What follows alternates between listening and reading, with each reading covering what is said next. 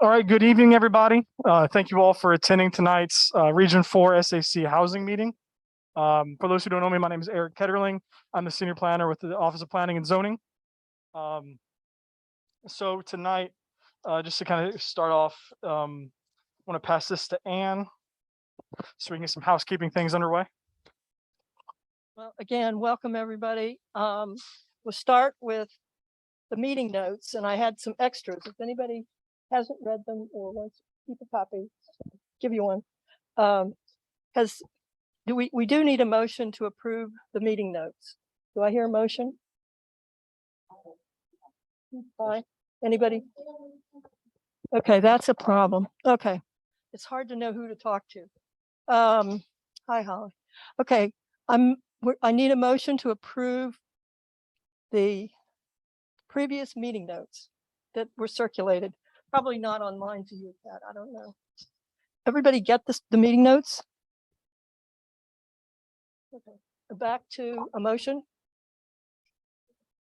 Okay, we got a motion and a second. All right. Then we have the agenda. And we have extra copy of the agenda. Okay, we're going to talk about Robert's rules because I want more later. Okay. Is there any discussion about the notes? Anybody have anything to say? Okay, can we have a vote? All in favor? Opposed? Okay. Now we go to the agenda. And this was online. I saw this online so that the public, I'm sure, has a copy, but if you need another copy, we want one. All right. Everybody looked at the agenda, I hope. Do we have a motion to approve the agenda as handed out? Any second? All in favor? Aye. Okay. And then we've got, what's the third one? Oh, do you want to do that, Eric, the tonight's talk? Okay. Yeah, so we do have a second microphone to make it a little easier and more logistically friendly for this meeting. So hopefully it'll go a little smoother than the last couple. So for tonight, as you all know, this is the Region 4 SAC housing meeting. Just a reminder, this is a meeting designed as an SAC workshop for the SAC members to discuss the housing in Region 4. We just keep in mind, please be respectful of other ideas, thoughts, and beliefs as we continue to have these conversations moving forward. So tonight, we're going to have presenters from Baltimore Metropolitan Council, or BMC, Elm Street Communities, Arundel Community Development Services, or ACDS, and the Office of Planning and Zoning. Each of these presentations will touch on a number of different topics and aspects of housing. But what we will discuss tonight will include housing trends, fair housing, expanded housing choices, affordability, and relationship between housing and the adequate public facilities, or APFs.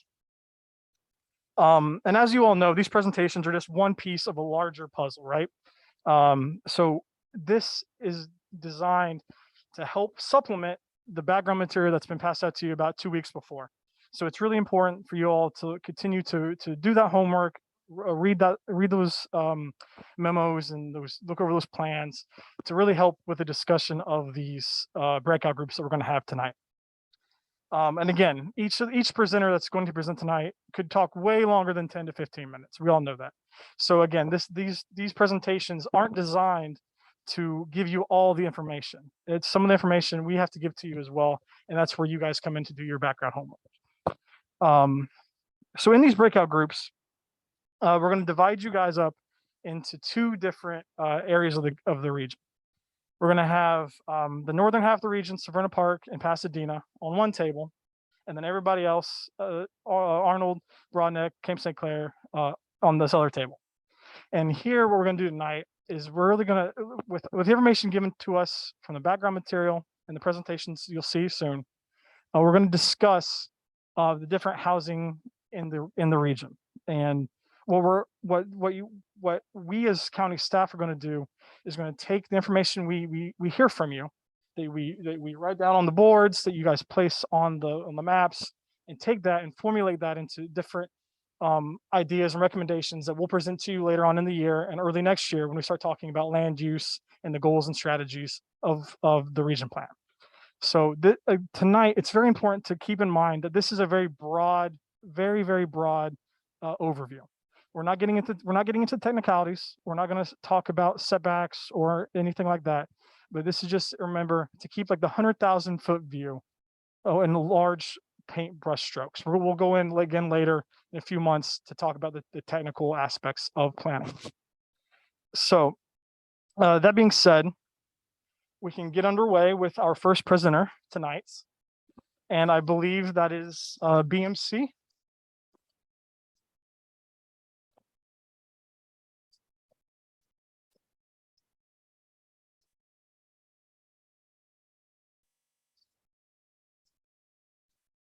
Great. And I'm not quite sure where to stand here. Is this okay? And can people hear me? Great. Thanks. My name is Dan Pontius. I'm the Housing Policy Coordinator with the Baltimore Metropolitan Council. So we're going to start out really 10,000 feet. I'm just going to talk about the regional context. I work with the Baltimore Metropolitan Council, which is the Council of Governments for the Baltimore region. You may be familiar with the Washington Council of Governments, works in the Washington area. We cover the region, the 6 surrounding counties around and Baltimore City. So Baltimore City plus Howard County, Carroll County, Baltimore County, Harford County, Anne Arundel County, and part of Queen Anne's County too, the kind of Kent Island section of Queen Anne's County. Mostly what we do is regional transportation planning, because that's required for our region to receive federal transportation funds. We also do some air quality planning around that. But then we also do things like cooperative purchasing. By working together, the local governments in our region can get better prices. We can have can drive a harder bargain on electricity prices, school supplies, all kinds of different contracts, things like that. And then I am the housing policy coordinator. I've been doing this work for about 10 years now. I staff a housing committee of the local governments plus private sector stakeholders. We meet once a month to discuss key issues in housing.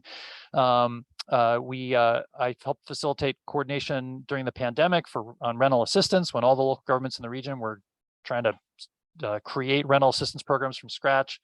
And I helped the local governments carry out their responsibilities under the Fair Housing Act of 1968.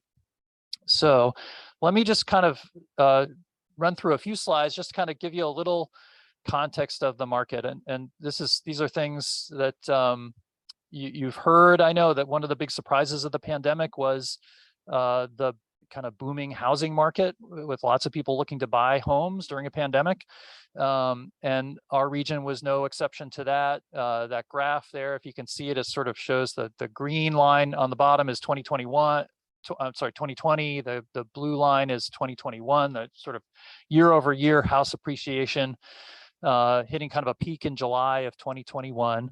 If you can go to the next slide too, but it wasn't just a pandemic phenomenon though. There's a headline from the Capital Gazette from 2017 about an inventory squeeze in Anne Arundel County back that far. And then this graph at the bottom, this is from Bright MLS, looking at year-over-year price appreciation. Going back to the left of the graph is the beginning of 2017.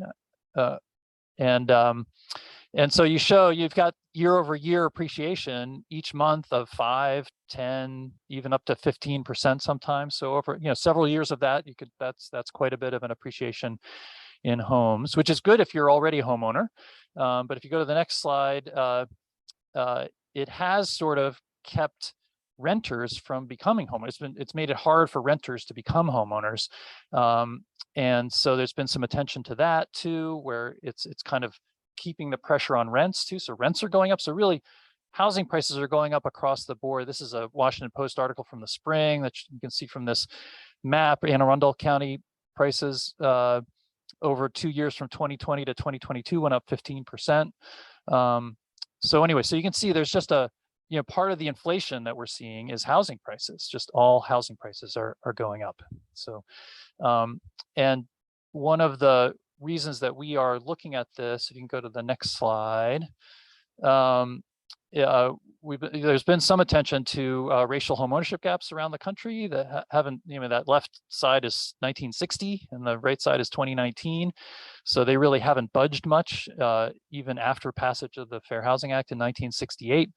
And then if you go to the next slide, our region has similar dynamics. Every single jurisdiction in our region has similar racial homeownership gaps. And so we've been talking to homeownership counselors around the region who really try to work with people who are trying to break into homeownership to see what are the obstacles.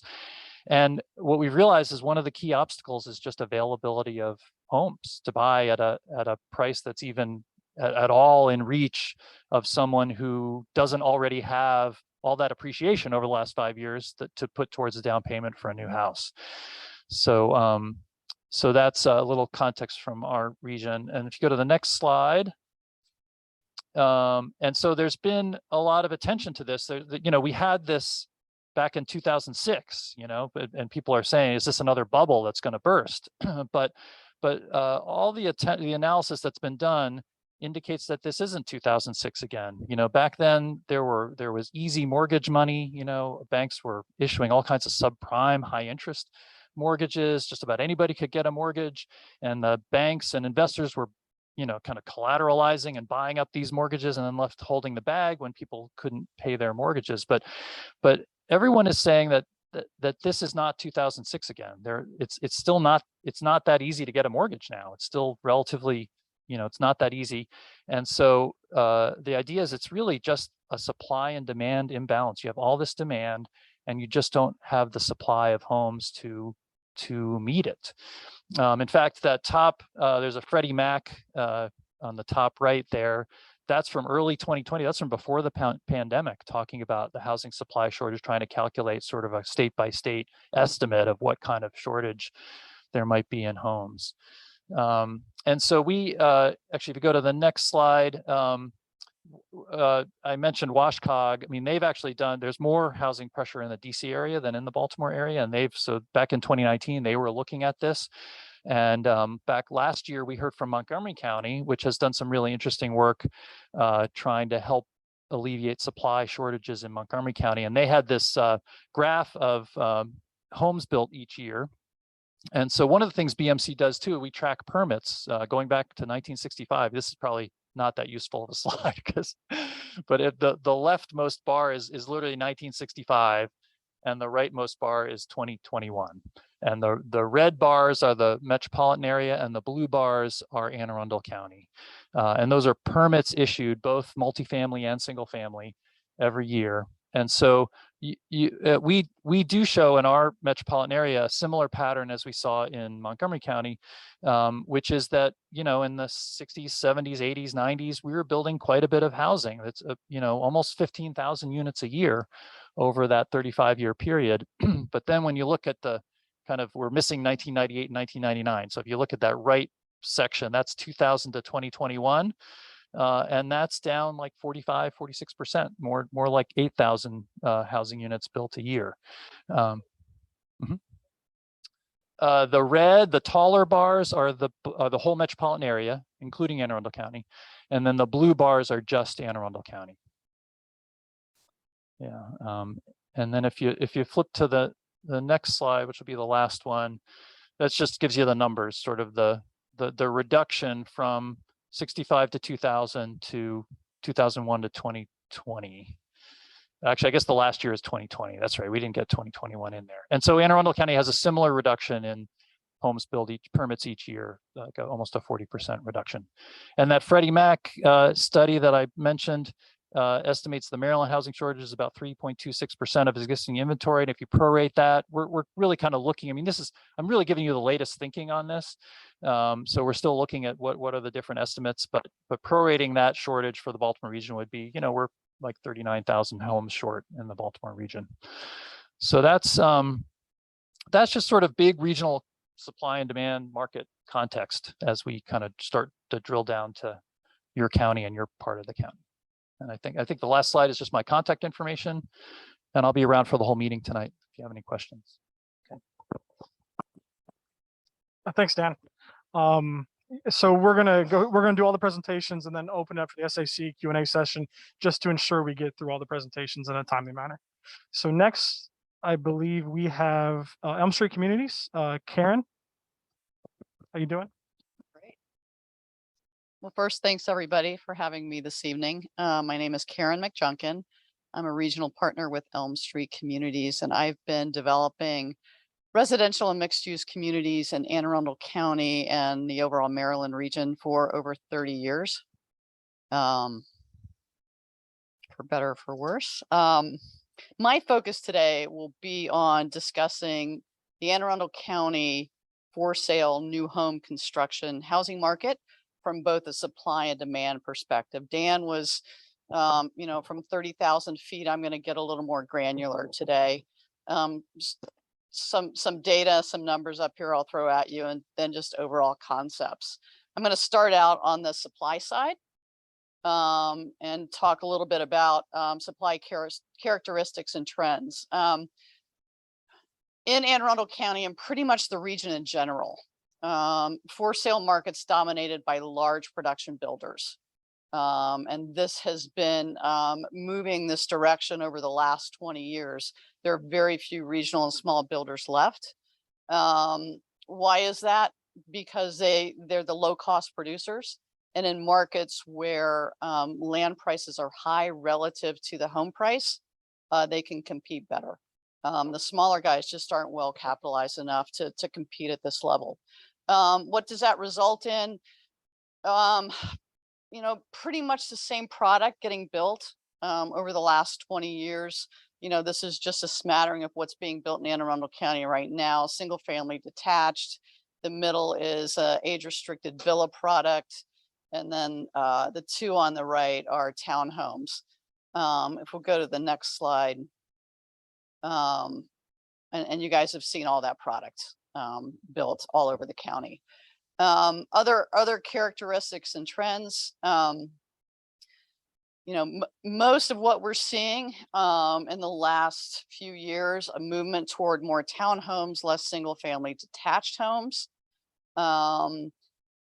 Very few condominiums, even though that's the most affordable product. The reason for that is it's extremely risky from both a financial and a legal perspective to build condominiums. And if I can talk a little bit more about that later, if we have time. So the trend toward townhomes has been ever increasing. A lot of that has to do with the zone land that's available. And some of it has to do with just demographic trends. Go on to the next slide. So what we've seen in the townhome market is the top is what's been built over the last, 10 years. We're seeing tweaks around the edges, to facades, a little more modern look, but basically it's been the same 20 by 40 or 16 by 40 box it's been built. Again, it's the most efficient construction to build, especially within the confines of subdivision regulations and zoning ordinances. Building something like this doesn't require modifications to subdivision regulations. It doesn't require variances to zoning ordinances. We've seen a lot of the same. So moving on to the next slide, what we haven't seen a lot of is what everybody's talking about, right? It's the missing middle. You've got cottages in the upper left. You've got an 8-plex or a 6-plex in the lower left. You've got duplexes sitting on what was formerly a single family detached lot in the lower right. And there's just some more examples in the upper right.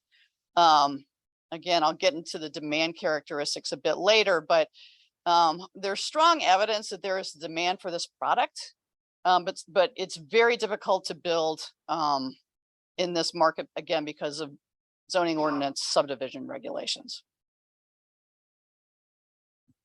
A few other supply characteristics and trends we're seeing. Again, no surprise, construction costs have gone up dramatically over the last 2 years, 30 to 40%.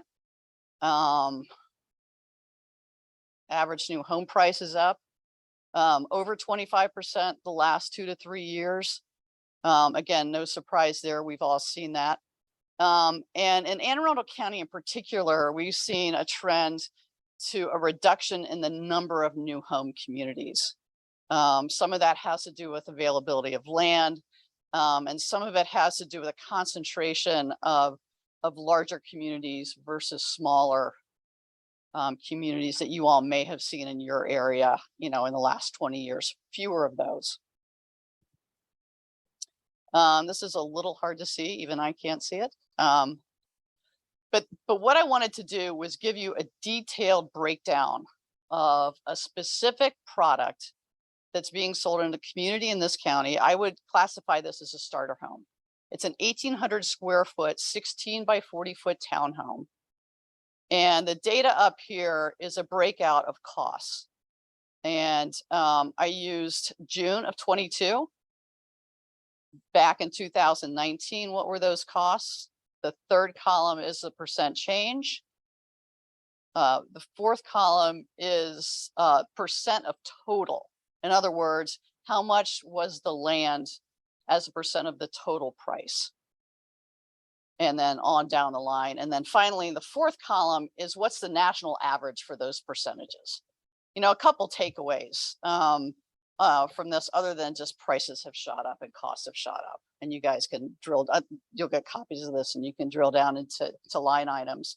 But Anne Arundel County fees are about twice what the national average is. And then you'll see that the lot cost, which includes the cost of the land, as well as the finishing costs, are substantially higher on a percent of the final sales price here in Anne Arundel County and the region in general. Anne Arundel County is not special. It's in terms of the region in that. But this region is known for high lot costs as a percent of the total house price. Moving on to housing demand characteristics. What we're seeing household size decreasing. We're seeing many more single women buying than we ever have before. We're seeing fewer children. In fact, in our larger communities that we actually feel like we have more of a statistical sample on, we're seeing about 50% of the student generation rate that the Board of Ed uses to decide to forecast how many children are going to be coming from new home construction. Will that stick? I don't know. I think that's a reflection of the overall decline in the birth rate that the rest of the country is seeing right now. We're seeing it here too. We're seeing a lot of ethnic diversity in all of our new home communities, doesn't matter where it is in the county. And we're seeing there are a few age restricted communities. The people that are moving in there tend to be a little more active, desire different product, and we're trying to accommodate that. In terms of what folks are looking for in both their house and their community, no surprise here again. While it's not for everybody, lots of folks are looking for walkability. They want to live near where they work, where they shop, where they can go to restaurants, kids' schools. I think we all learned in the pandemic, gosh, it's so good when you don't have to drive an hour to commute every day, right? Lots of folks looking for outdoor amenity focused communities. Again, that's probably a vestige of the pandemic. Walking trails, community gardens, like to see, community fire pits, places to hang out outside. The younger generation looking at houses, I'm not sure if they were ever taught how to mow a yard. So they're looking for, low maintenance. Boy, if they don't have to do anything, they're very happy. High interest in that different kind of product type that I mentioned earlier, that missing middle. And then all that being said, there still is a strong demand for single family detached, especially as the families get a little older. But I would say it's less than I saw 20 years ago. The demand driver in the county continues to be and always has been employment. That's what drives new home demand. Fort Meade, NSA, not in your area, but it is the largest employer in Maryland. It generates the most job growth on a consistent year after year basis. And that just isn't going to change. And we have that in the county, and it's here to stay. Now, that demand driver's there, but what's happening on the flip side because of the high prices and high costs is the demand pool has shrunk and really shrunk in the last 60 days. I mean, we've seen it drop off considerably as mortgage rates are up in the 5.5% range. And the next slide, we'll walk through. I do this next time, I need to increase the size of these numbers or wear my glasses. This takes that same townhome product and looks at, okay, what was the price previously? What's the price today? What are the mortgage rates? What income do you have to afford that same unit based on the price that it's selling at today? And whereas before, somebody making 82% of median household income could afford that townhome, assuming they had the down payment. And I'm sure Aaron will get into why that's always an issue. But today, you've got to earn 120% of the median income to afford that same unit. So we're in that difficult time in the cycle where affordability is getting worse, even though we're in a recession, or it appears that we're heading that way. Affordability is only getting worse. And so I'll leave you with what I think the key question is. Again, this is only my take, and it's up to you guys to decide what you're going to do in your own community. But is it possible to increase the housing supply in a way that's environmentally sensitive and compatible with existing neighborhoods and provides what buyers are looking for? And especially for an area that you all are living in now and working on now, it's an infill situation. And so being compatible with existing neighborhoods is extremely important. On the next page, I decided to just list some things that other jurisdictions are doing. I'm not saying they're the panacea, that they're the solution here. But, ideas like let's go ahead and designate a town center to absorb all the density, to provide the affordable housing, to have it doesn't have to be big, but to have a walkable area where there's shopping and housing and some employment, retail, restaurants. And then change the zoning and subdivision regulations. So instead of being two-dimensional, that you're looking at a plan, you're talking about design and how the components fit with each other. And so you get a real walkable community. Is Annapolis Town Center, something like that on a much smaller scale. Now, we're starting to get that right up in Glen Burnie with the new legislation that was passed a couple years ago. Hopefully that will catch on and we'll see some of that come to fruition. Update zoning and subdivision regulations to promote that missing middle housing. That's tough though, right? Because everybody says they like the product and that they want it, but that's going to have to be next door to somebody. And that's always the tough part. The second piece of that is that I caution to use that as the solution, a high volume solution. The production builders that I talked about early on won't build that product. There's not enough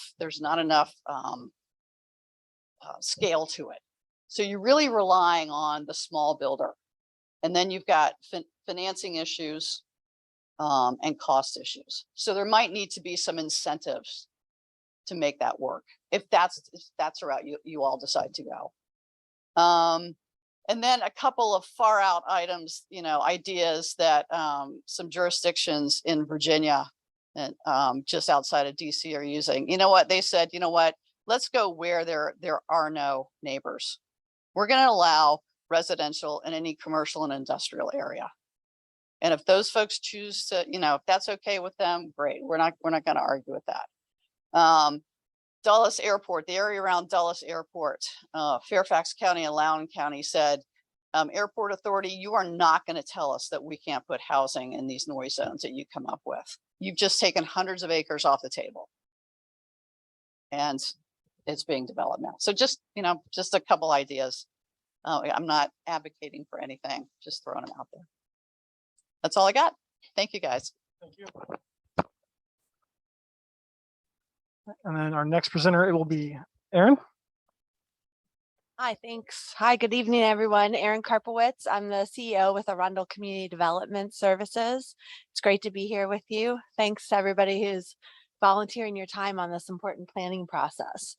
If you want to just go to the next slide, just if you're not familiar with Arundel Community Development Services or ACDS, we're an innovative yet experienced nonprofit housing and community development agency, and we contract with Anne Arundel County to administer a lot of their housing and community development programs and initiatives and administer a lot of their federal funding. So some of the programs that we do, I'll talk a little bit about later, but just some things that I'm not going to talk about that I want to highlight is we coordinate programs in response to COVID for the county. We stood up the state's first eviction prevention program in response to COVID-19. We administer a lot of the community development grants that are funded through the county. I think we're up to about 150 subrecipients right now, doing things like providing after-school programs in our underserved communities, doing things like supporting people with disabilities through therapeutic riding or substance and opioid prevention treatments, all kinds of things, food assistance for food insecure folks. And then finally, we do a lot of creating affordable housing opportunities. And I think kind of where I fit in and complement what Dan and Karen talked about is I know that one of the big goals of Plan 2040 and the county is to look at how, the county can provide a range of housing opportunities for a range of people within a range of different work and environments and with a range of different incomes. And so our agency focuses on helping to create affordable housing opportunities for people generally that are at that 120% of area median income that Karen talked about and below. Because of the source of our federal funds, most of our funding, at least traditionally, came from the federal government that has income restrictions. So I'm going to just I'm just putting that out there. We think that different housing opportunities to meet the supply issues that Dan spoke about are important at every range, and that helps free up some of the supply for the people at the lower end. But just so you know, our agency is more focused on providing support for the low and moderate income. So next slide. What is affordable housing? So that's people have different images of that, right? When someone says affordable housing, someone might think, oh, well, that's public housing, or that's housing that's subsidized by low-income housing tax credits in the federal government. Not necessarily. Affordable housing could mean housing for someone making $200,000 a year or for someone making $30,000 a year.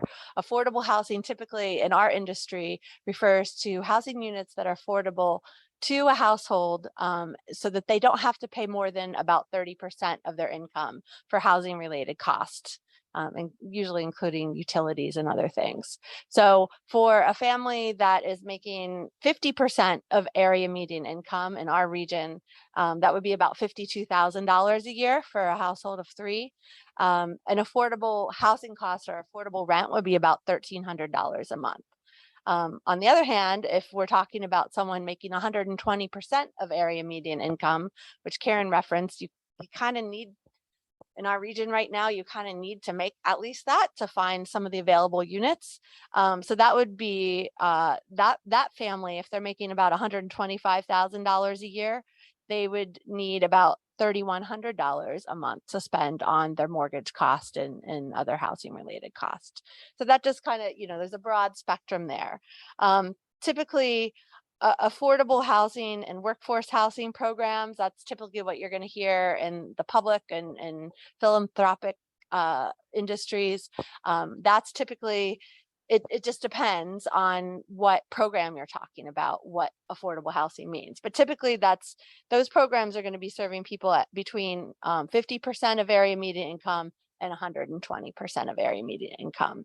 And just, for example, If you're getting low income housing, if you have a low income housing tax credit supported program through the state of Maryland and maybe my office, that's usually serving people earning 60% of area median income, which is about $62,000 for a family of 3. If you're talking about someone getting mortgage assistance program through our agency, and they can make up to 80% AMI. And so that's about $89,000 for a family of 4. So that just kind of gives you, it really depends. Unfortunately, there's not a nice, neat definition. Even if you look at our county's workforce housing legislation, that defines workforce housing for homeowners at 100% area median income. Yet at the same time, the state of Maryland defines it at 120% for some of their programs. So there could be, not conflicts, but just different income ranges. So next slide, please. So just briefly, what are the affordable housing needs in Anne Arundel County?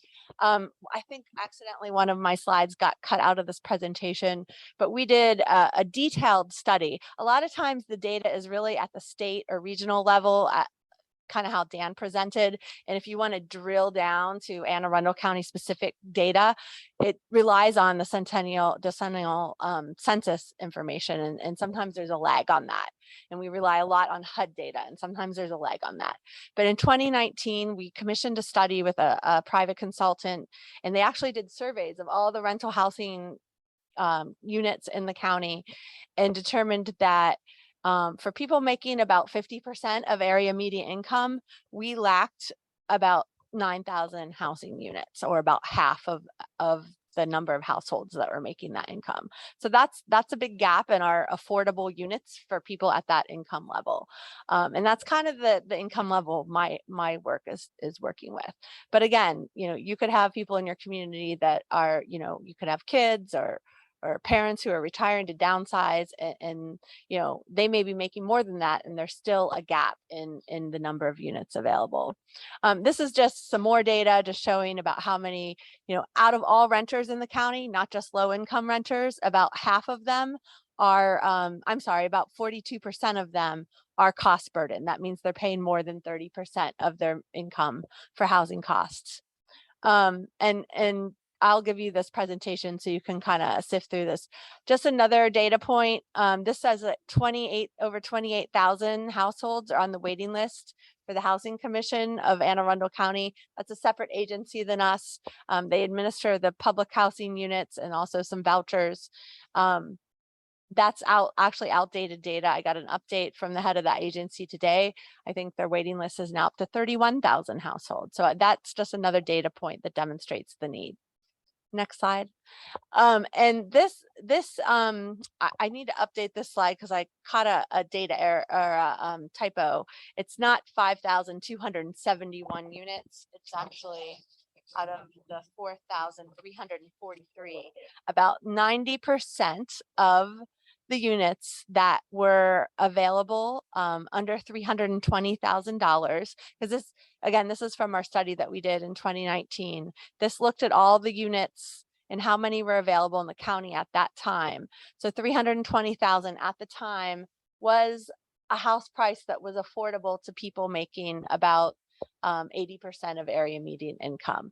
Now, I would say today, that affordability is probably even lower because of the rising interest rates that we've seen.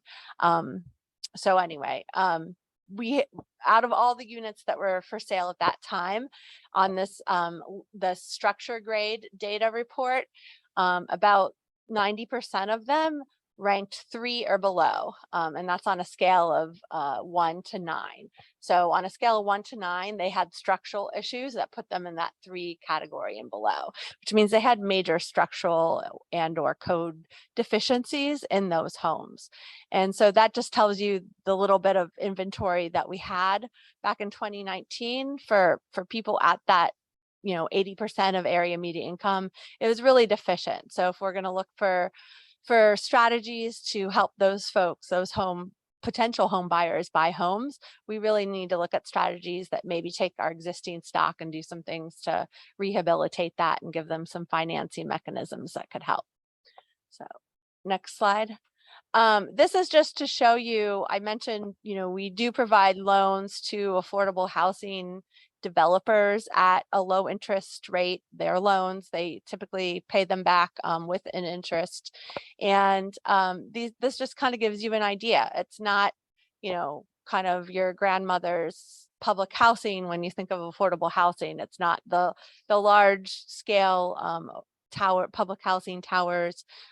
They're very, very nice. This is a property on the left is one that's proposed, that's going in the Jessup area. The other one on the right is one that just finished in the city of Annapolis. It was a redevelopment of an existing housing community. The next slide. There's another one on the left is Marley Meadows in kind of in the Glen Burnie, Pasadena area. And the one on the right is senior housing for people age 62 and older in the Edgewater area. So we have a range of different types. Unfortunately, from my perspective, we don't do a lot of these every year. In fact, we don't even do one a year. The time horizon on these developments and the financing it takes to put together is very complicated. And to find the land in the county, it's very hard to create these new units. But that's kind of just a sample of some of the rental products that our partners produce. Homeownership, we have free counseling for first-time home buyers. It doesn't matter what the income level is. So if you have, you know, kids or friends, or maybe your babysitter or whoever might be looking and interested in buying a house, we have that resource so we can help them navigate what the process is, get their credit in good order to get a relatively good rate.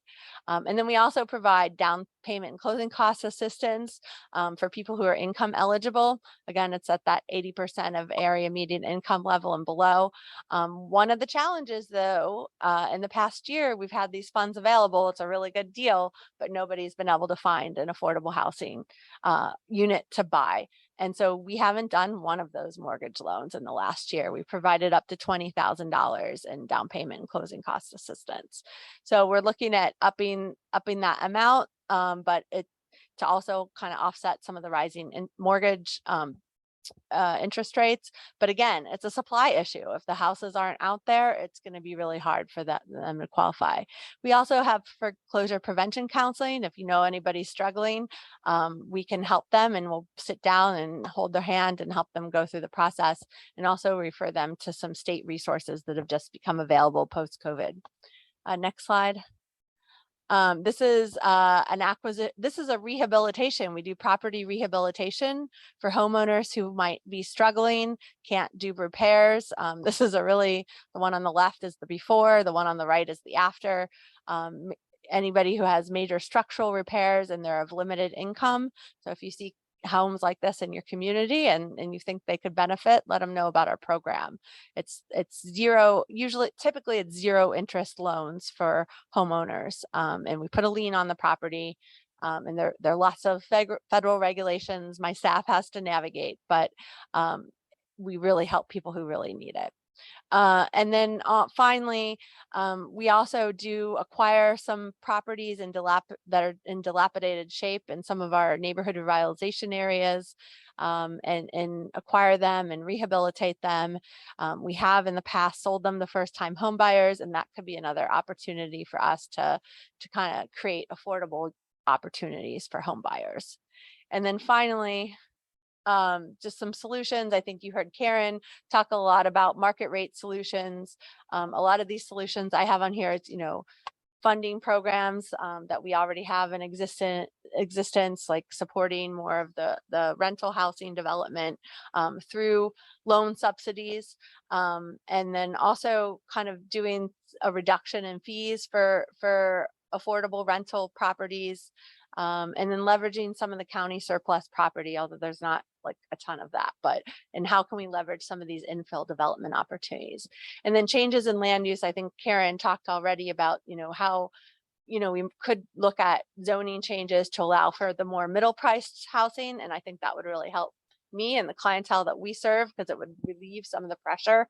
And then also we have some zoning incentives that we already have in place, like our workforce housing zoning provision or our housing for elderly of modest means provision, which allows developers serving those workforce housing populations to to create units in perhaps a industrial or commercial or a lower zoned category. And then also adequate public facilities. I hear from our developers that we work with all the time that that's a big barrier to them finding developable land that can serve families that need housing. So with that, I think that's finished. I don't think there are any more slides. Thank you. Thank you. And last but not least, we have the Office of Planning and Zoning. Thank you there. So I'm Steve Ziegler. I'm the Planning and Zoning Officer. I'm kind of blessed and cursed. I've been around the business for quite a while, about 35 years now, and I've worked in a number of other jurisdictions on these same issues. So we have some, I think, some interesting carryover from what Dan and Karen and Aaron have talked about. One of the most important ones, I think, is what can we do to modify our adequate public facilities ordinances to assist in this endeavor we're all working towards. So we're going to talk about the relationship between adequate public facilities for schools and developments, and then we're going to share some very interesting data that I think you will like. Next slide. So first part, we're going to talk about adequate public facilities, then we'll talk about feeder districts, and then we'll talk about the data that influences a great deal. So next slide. So adequate public facility, what are they? They're provisions of adequate fire, road, school, sewage, and water facilities. We've kind of added in stormwater management in that criteria as of now. So the county has the responsibility to fund and construct APF in a timely coordinated manner as accomplished through the capital improvement program and guided by the general development plan. The GDP is the policy plan that creates implementing ordinances and codes. So it deals with pace and distribution of development, direct growth where adequate public facilities exist or will exist, consistent with the GDP, Water and Sewer Master Plan, and Article 18. For those who don't know, Article 18 is the portion of the subdivision and zoning codes that deal with development, resulting in a more predictable residential commercial development. And a key component of this is APF testing. Next slide. Next slide. So this is a slide with a lot of stuff, and I'm going to suggest that maybe the presentations can be made available to anybody who's here tonight, because one of the things we want to do when we talk about a standard, a code, a regulation, we're citing the section that it's in, and we're giving you a very abbreviated synapse of that language. So we have standards, and the standards are how to pass the test for adequate school facilities, and that's primarily what we're talking about. And the way that works is Office of Planning and Zoning reports the number and dwelling unit types to the Board of Education staff. They use that to create a chart that we physically create, but they give us the numbers that get into it. That chart is based on forecasts for future enrollment, not actuals, future forecast. It's approved by the County Council. It's revised annually. It's updated May 1st and September 1st. It deals only with projected enrollment, and it identifies in the chart open schools or capacities for elementary school, middle schools, and high schools. This is what, for example, Karen McJunkin will use when she's contemplating a new development application, and she will have to go through the school APF test. There's a wait list, and that's based on when you submit your application. A wait list only is in relation to a school district that is closed, meaning residential subdivision can't proceed. So you can still submit your subdivision, but it's placed on hold from further review or approval for up to 6 years. After that 6-year time period, you're free to move on. The idea is that the county has a 6-year capital improvement program. Within that 6-year time period, we will have made adjustments in the CIP to accommodate that new student enrollment, which would come from that development. The other way that that can be addressed is through redistricting by the Board of Ed, and we'll talk about that a bit. So the last thing that happens is there's an annual report which documents the number type of dwelling units approved, number type of dwelling units on the wait list that's sent to the Board of Ed, County Executive, Planning Advisory Report. These are the steps that you go through kind of in a testing mode. Next slide. This is something that frustrates people to no end. When is testing not required? We're only going to talk about schools. So when testing is not required for non-residential developments, housing for the elderly of moderate means, age-restricted development, meaning 55 years and older, agriculture preservation subdivisions, dwelling units as an accessory use in commercial districts. The next is another part for no more than 5 lots, which are single-family detached dwellings, or no more than 5 dwelling units if a property owned for a minimum of 3 years, both require agreement with the county. This is what is designed to allow the small property owner doing what we call a minor subdivision to come in under without being tested. We don't really see that many of these. These don't materially affect school utilization. Conditions met, residential development. This is where it gets interesting. In Parole Town Center, Odenton growth management areas, Mead Village, Glen Burnie Sustainable Community Overlay Area, or transit-oriented overlay development policy areas identified in the GDP. There's a lot of different types of exemptions for each of those type of developments. Everybody here should probably know by now the Parole Town Center, Annapolis Town Center. There are about a half a dozen fairly large mixed-use projects that are proposed. Some are under construction, basically on Riva Road. When completed, those are probably going to just about double the size of Parole Town Center. All those projects have a residential component. For the vast majority that meet these other specific criteria, which we're not going to spend a lot of time with tonight, they are exempt from school APF. They're not exempt from any other form of APF, but that is where we want higher density, intensity development, in particular residential development, adjacent to, I'm going to say, commercial areas. And the last one is funded in part by low income tax credits. Next slide. So we're going to switch, talk about Anne Arundel County's Board of Ed feeder districts. Everybody understand what that term is, basically? The county, so next slide. The county has X number of high schools. Each high school has at least one middle school. Each high school and middle school have between 4 and 6 elementary schools, and they're all mapped. If you look at the map on the right, that simply shows the various feeder systems. They're in a bunch of different colors, and they're all oriented around a high school. If you look at the map on the left, this is the most current one. It has 2 colors. There's a blue and a red. What do you think red means? Right. So this is where we're at today. Significant part of the county is closed, not to new building permit activity, to new subdivision activity. This is a version of a map that has looked basically the same for 20 years in Anne Arundel County. Next slide. We're going to come back to this a little bit. I'll just take a minute to talk about how many members of this group are aware that the county is engaged in a major overhaul of its school APF system. And I know you've been in many of our meetings, if not all, but major efforts, one I'm leading, we've probably been involved for 20 months or so. We're at the point in the group where it's about time for decision-making time. Decision-making time in the sense of what recommendations the group will make.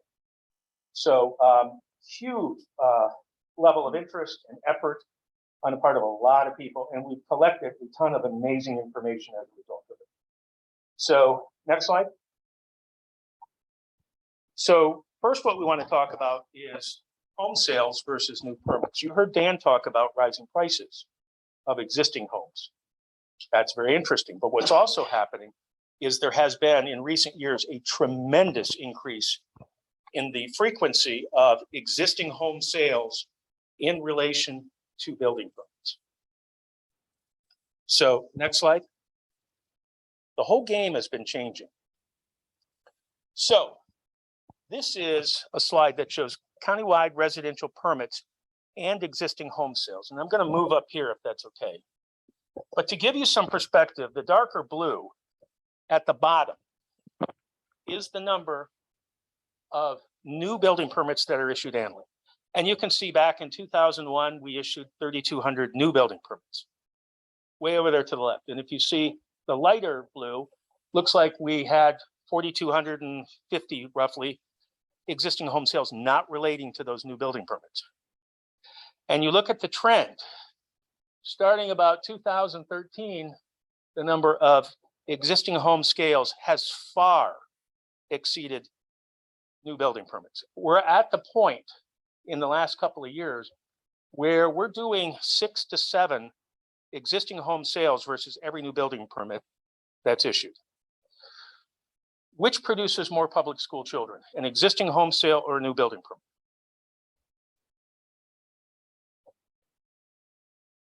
There is no difference. It's all the same thing.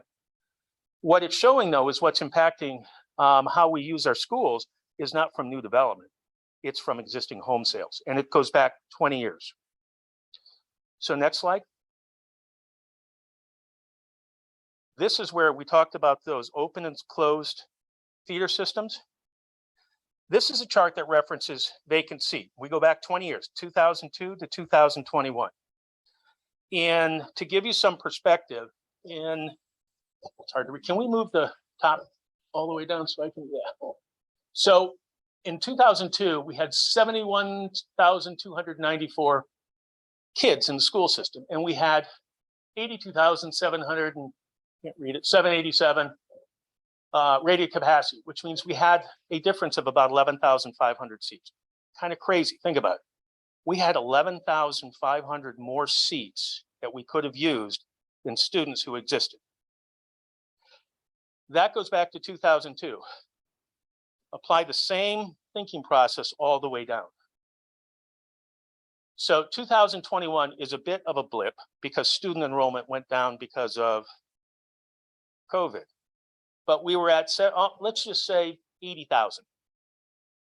But we had 96,184 seats. So changes in state rated capacity for 20 years, 13,400. We added 13,400 total seats in 20 years. Student enrollment only grew by 8,400. Average student enrollment between 2002 to 2021, 75,300. Average student rated capacity for the same time period was 86,611. Average available seats from 2002 to 2010, 9,387. Average available seats from 2011 to 2020, 12,405. The reason I'm bringing that up is that from a housing standpoint, we have big chunks of the county shut down every year because the feeder systems, the high school in that area is over capacity. So we build more seats in that area. And then the next area goes down, but we're sitting on 12,500 vacant seats every year for the last 10 years. So we built seats we don't need. We don't need. And when we think about the development community and the types of housing units we're trying to build, that's a ton of capacity that is available for us to use now, except we don't want to redistrict. That's going to be huge in the future. If we're going to solve, the affordability issue, if we're going to solve, middle housing, all of these housing issues, we got to tackle how we do and how we don't do redistricting. One good thing, the Board of Ed has a major program underway. Every time they build a new high school, in theory, there's a lot of redistricting that's starting, but this is going to be huge in the next 5 years if we're going to solve this problem. Okay. I think, just a couple findings. Yeah, last slide. So real estate stock composition. Housing stock consists mainly of single-family detached homes. In 2020, most residential properties were single-family detached, meaning more than 60%. Attached homes made up 20%, multifamily dwellings made up 17%. Percentages over the last 20 years are generally consistent. Our housing market's very consistent because it's artificially shut down every year. Real estate, who owns versus rents? A majority of residential property owners are owner-occupied. Rental units represent only about 24% of total housing units in 2020, a number that has been basically consistent for the last 20 years. Student enrollment, utilization, school waiting list. Between 2003, 2020, 18 years, 3 feeder districts were closed to new developments 70% of the time, and the other 7 feeder districts were closed at least 50% of the time. Chesapeake High School is the only feeder district to remain open. South River High School was closed 15 of 18 years, with a steady enrollment increase and less than 50 permits for new residential developments issued per year. Student enrollment and real estate outliers. Well, we talked about Chesapeake. Bottom line is we have 20 years, and we can go back another 20 years and another 20 years if we needed to, but we have amazing information and data that would support how we regulate residential development in this county fundamentally different. We just have to have the willingness to do it. And what I'm talking about, I think, Karen, is very similar to what you're talking about, and Dan, it's consistent, slightly different. And Aaron, it would get you a long way towards what your goals are, but we have to be willing to do it. So that's it. Thank you. All right, thank you, Steve. So we are running about 10 minutes behind, but I think it is important to have a good Q&A session if you guys have questions. So we can ask questions for about the next 11 minutes or so. And then if you have questions after that, please submit them, send them to my way, and I will send them to the correct individual, and we get you the answer as soon as possible. Also, the presentations will be put on the Hub site, hopefully within the next day or two, but definitely by the end of the week. Just scroll down to the library section and you can see all the past presentations that have been given at the SAC meetings. So that being said, is there a question from the SAC? Bo? Yep, Bo Breeden. This question's for, I think, Karen from Elm Street. You had mentioned in your discussion that condos present a legal risk. And is that due to either proper reserves, the fact that FHA has so many restrictions and all in terms of financing for individuals, or common ownership? Well, you're hitting the nail on the head on a couple counts. It is an FHA requirement that you pre-sell so many. That takes a while. So the financial risk of holding on to that holding on to that asset for that long is a risk. And more often than not, if it's a large condominium, you're going to hit a downturn. And then the legal risk really comes into, there are a lot of attorneys that make their living off of going after condominium developers. Without proper reserves and all those things set up for Yep. new HOAs. Yeah, exactly. Or COAs in that case. Okay. Holly? Hi, this is Holly Slack. So with the housing and the school system and the walkability, I know that Chesapeake High School has been open, but they don't live near, people don't live near there. It was built out in the middle of Peninsula. I mean, they've been trying to bring people from my area it's not exactly right, but from Folger McKenzie down all the way to Mountain Road, which would be like 25 minutes, and Mountain Road, which is always jam packed. So we have these seats that are open in areas that are inaccessible to Folger McKenzie. We talked about building a bridge across Ritchie Highway. They could walk to Severna Park High School then within 5 minutes, or 10 minutes. So, I mean, we talk about walkability, we talk about these town centers, but we have these high schools that are in places that are not walkable. So, yeah, it doesn't seem as easy as it might have been presented. And I mean, I'm coming at this from, my kid is in a school that has over 100 kids that are over capacity. So that open seating, closed seating thing is no joke. We need that adequate public facilities chart, because people keep trying to open it, but it's just not my kid's school is amazing, but there aren't the seats there. So that's it for me. John? Steve? Yes, this is Steve Miller. Karen, I thought your brief was really excellent, and I tried to keep up with you as you were going through the cost estimations right now for building a new home.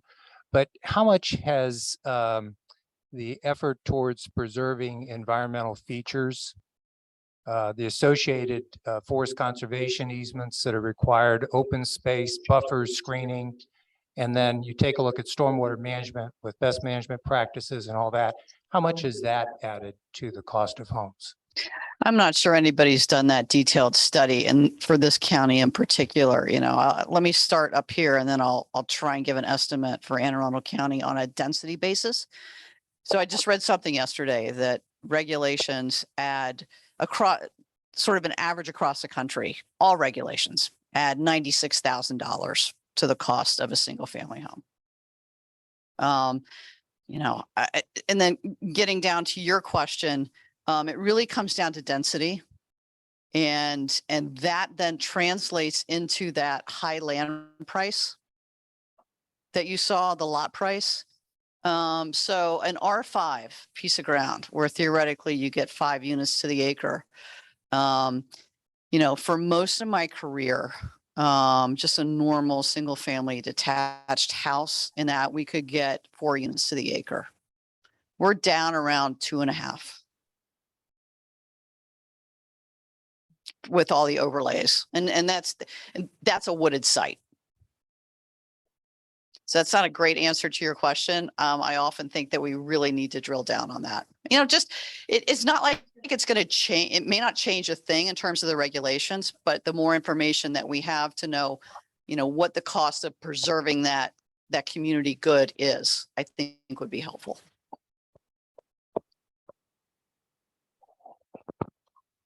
Any other questions from SIC? Shayla? So I actually work at one of the schools that's central in the region, which in the very near future, we will be dividing into 2 separate schools. And so part of the issue that we face in our district, I know, is like you kind of suggested, was the transients. And so as someone who looks at the comings and goings of students in that area, I know that with the new high school will be a new development going up. And then also even just this summer alone, I have basically, without giving away my school, but I basically jumble between a population of students that over the past 4 years consistently move between Old Mill, Glen Burnie, Arundel, and Meade. And so I see a kid leave 9th grade and they're right back in 12th grade because it's a more transient area.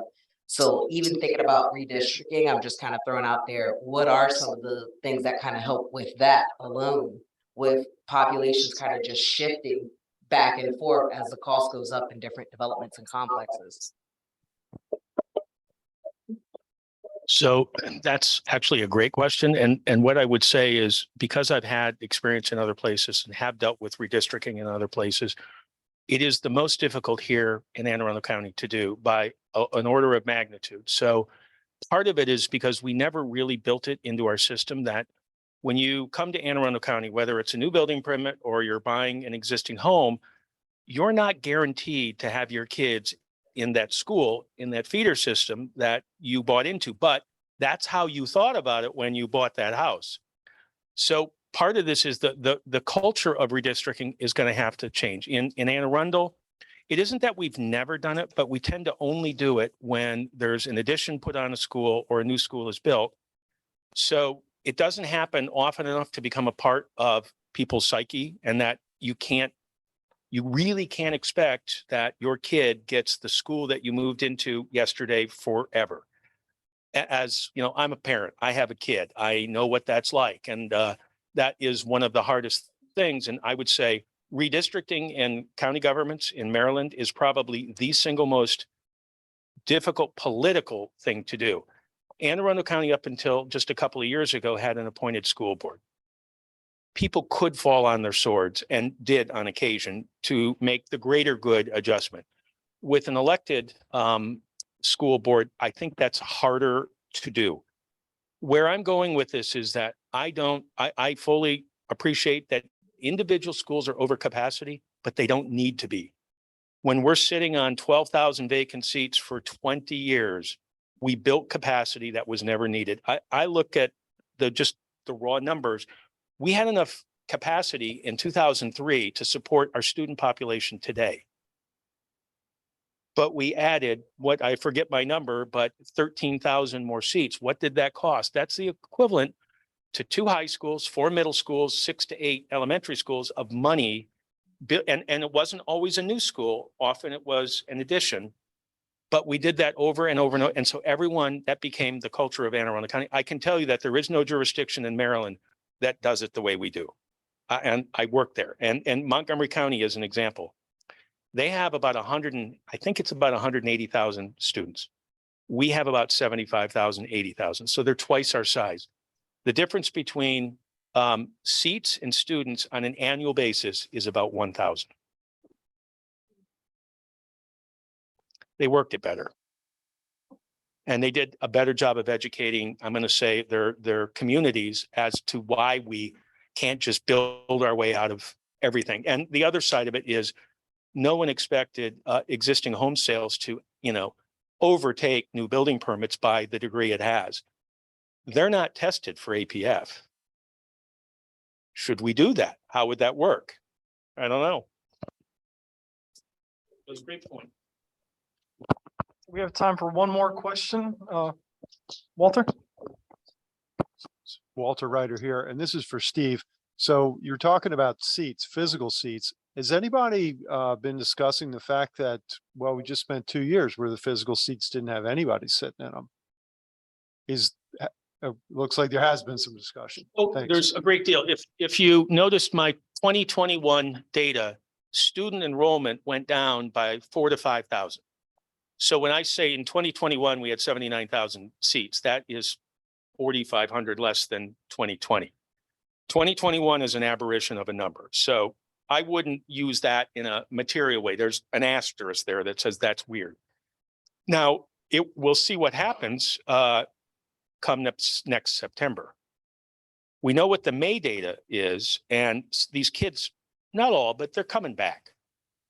And what that means is the 79,000 number may go up to 82, 83,000, but we have 96,000 seats for them. To Holly's point, Chesapeake's got capacity, but they don't have people that live near there. But we didn't really need to live near the schools when everybody was remote. Agreed. Okay. Agreed. And Chesapeake is a bit of an aberration. When you think when it was built, why did they plan to build it there? For the life of me, I don't get that. But it got built, and we have chosen not to move students that are closer to it. I'm not talking about sending somebody from South County to Chesapeake, but it might mean moving some kids from Severna Park. And what would happen then?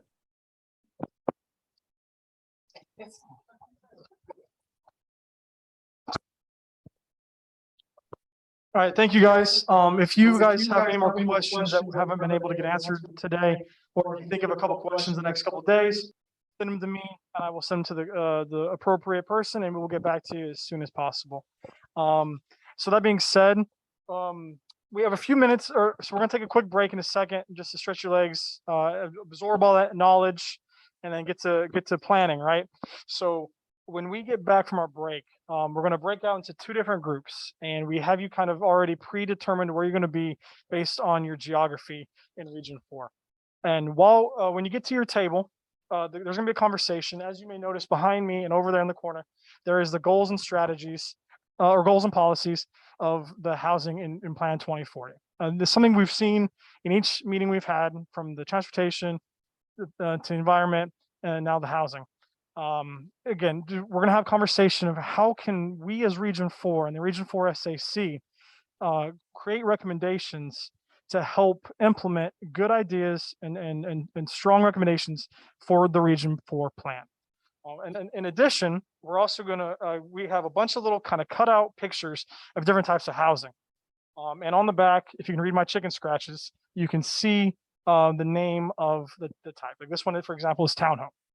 So what we're going to ask you to do with some, Lorenzo and I will be at each table, and we'll ask you to kind of think about your area, think about your community. What kind of housing is missing? Is there housing missing? What can we do as a government to help provide a diverse housing stock that helps with the issues we've heard tonight, as well as other issues that we've heard throughout the process. Again, this is a very broad conversation. We're not going to talk about technical stuff like zoning, setbacks, anything like that. This is just generally what is missing and where is it missing at. So, and Lorenzo and I will kind of go break that down to a little more detail if you need when we get there. But if we want to take about 5 minutes and reconvene at 7:37, and please remember your table up at the front. It's going to be the Cape St. Clair Arnold Broadneck community, and that includes Bo, Steve, Shayla, Melissa, Lauren, and Ann. And then back here, we're going to have the Pasadena and Savannah Park. That's going to be Kevin, Walter, Holly, and Emma. So if you guys can take about 5 minutes and then just get back to the tables and we can get the regular groups underway.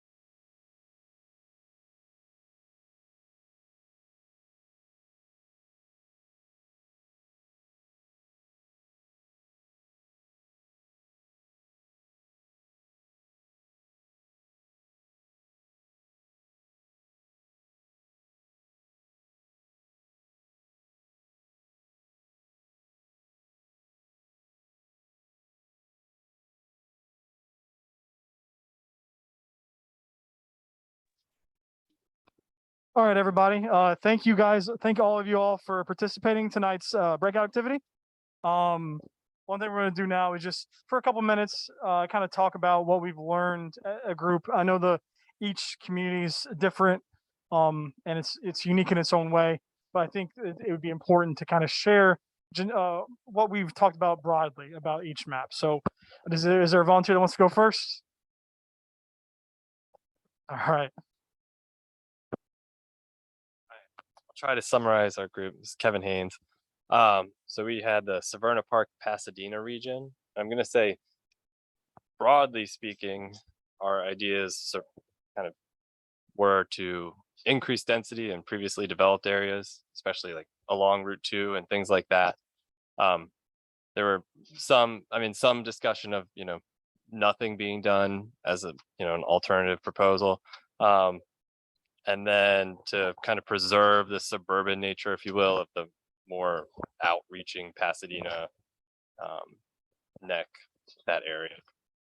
So I think anyone from my group wants to correct me, but I think that was broadly what we discussed and where we're going with it. Thank you. Shayla?